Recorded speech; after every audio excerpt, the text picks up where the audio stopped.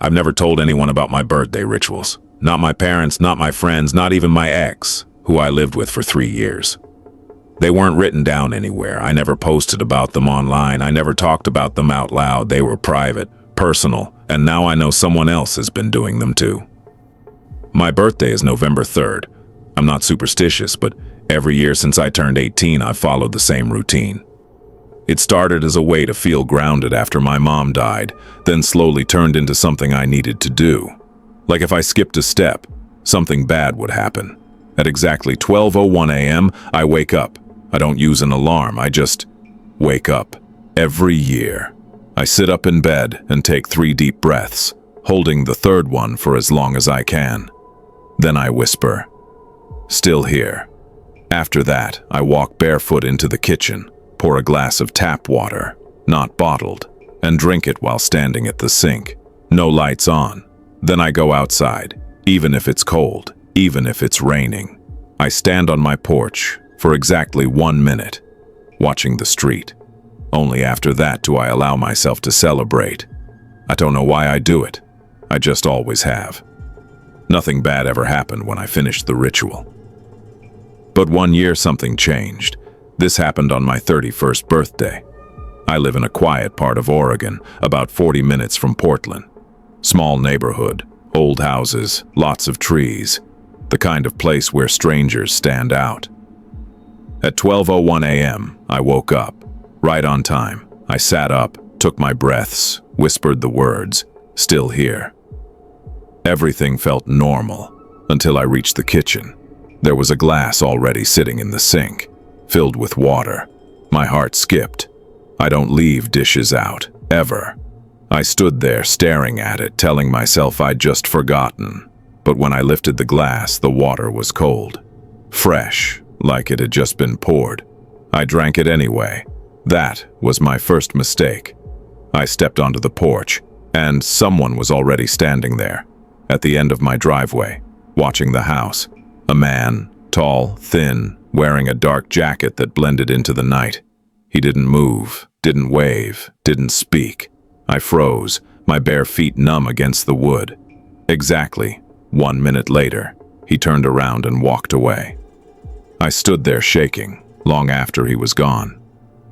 I didn't call the police. I should have. Later that day, I found a note on my kitchen table. Folded neatly, it read, "You held your breath longer this year." That was it. Nothing else. I burned the note. But the feeling didn't go away. The next year I moved. New city, new house, new locks. I didn't tell anyone my new address. On my birthday, I stayed awake. I watched the clock. At 12:01 a.m., my bedroom door creaked open. I hadn't moved. Someone whispered from the hallway, "Still here." I didn't breathe. I didn't scream. I listened to bare feet cross my kitchen floor. Water pouring. A glass being set down. The front door opening, closing. When it was over, my phone buzzed. A text from an unknown number. "You forgot the porch light." I threw up. I started researching. Urban legends, old rituals, psychological phenomena. I found one thread, buried deep. Title, "The Birthday Watcher." According to the post, some people are marked at birth. Every year they survive, something checks in. Not to kill them, to make sure they're still following the rules. The ritual isn't protection, it's proof. And if you ever stop, someone else finishes it for you. Last night was my birthday again. I didn't do the ritual. I stayed in bed. At 12:01 a.m., I heard movement. The kitchen sink, the front door, footsteps on the porch, a knock on my bedroom door. Soft, patient. Then a voice, calm, familiar. "You don't have to do it anymore," it said. "We can do it for you." I'm writing this at 11:59 p.m. It's almost my birthday again. I don't know if I'll wake up this time, but if I don't, please, if you ever feel the urge to do something strange on your birthday, don't tell anyone, because someone is already watching.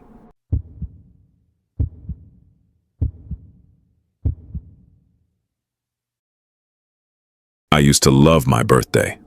That probably sounds stupid now, but growing up, it was the one day every year that felt like it belonged to me. No work excuses, no obligations, just cake.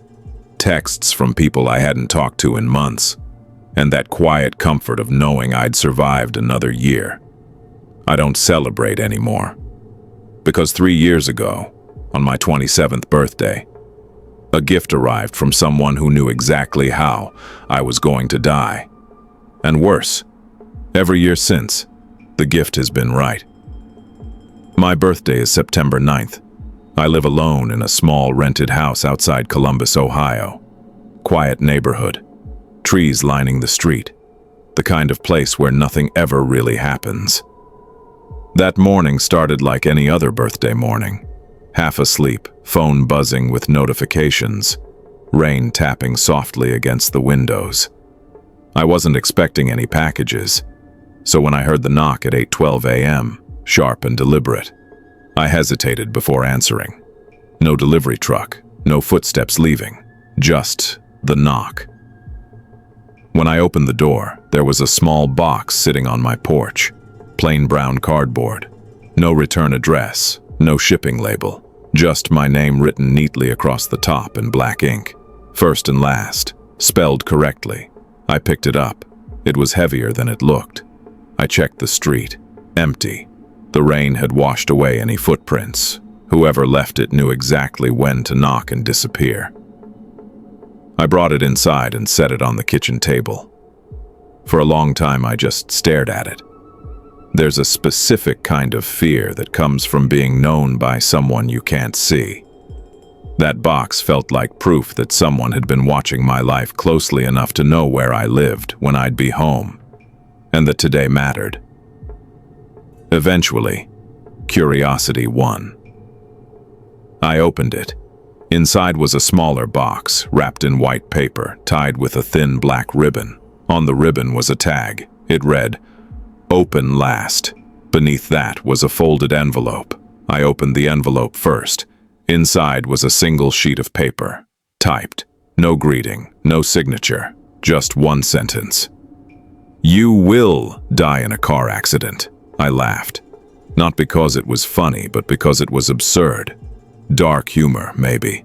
A tasteless prank from someone who knew my birthday and address.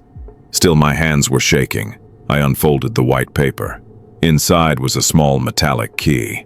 Attached to it was another tag. This one said, "Not this year."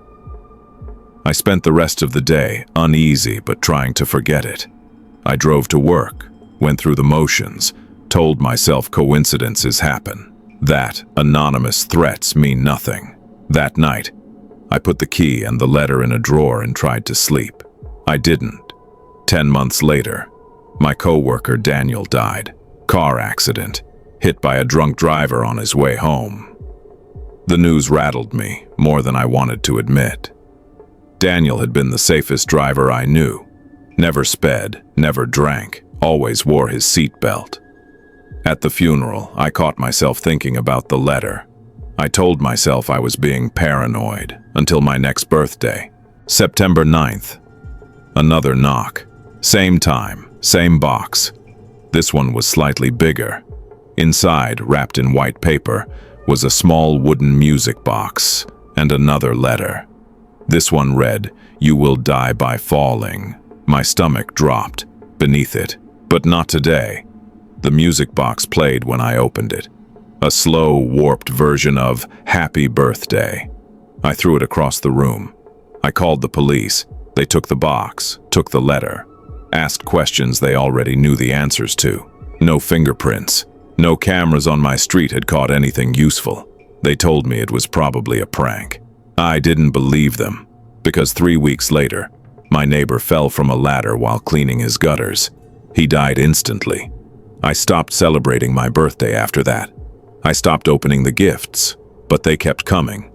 Every year the message changed. You will drown. You will suffocate. You will burn.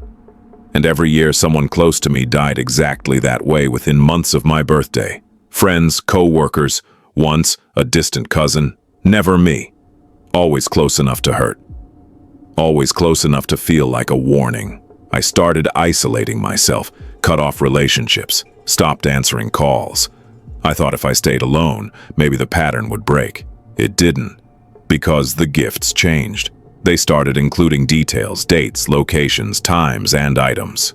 This year's box arrived this morning. It's bigger than all the others. Inside is a framed photo of my house, taken last night. The letter is short. This is the year.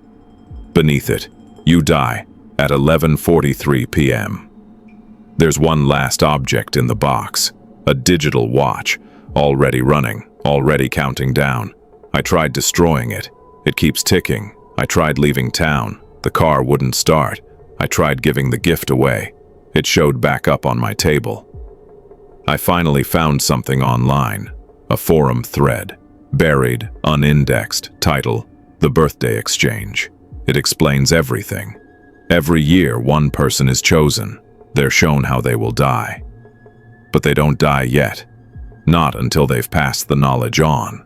The gift must be given on your birthday to someone younger, someone unaware. That's how you earn another year.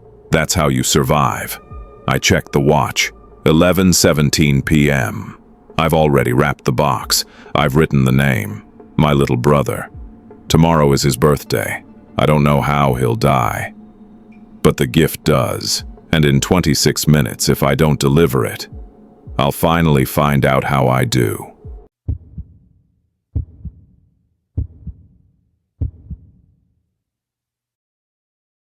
I'm writing this because I don't think I'm going to be around much longer. If anyone finds this, please understand. I didn't go looking for trouble. The door came to me. I live in a small town in the Midwest, one of those places in the US where nothing ever really changes.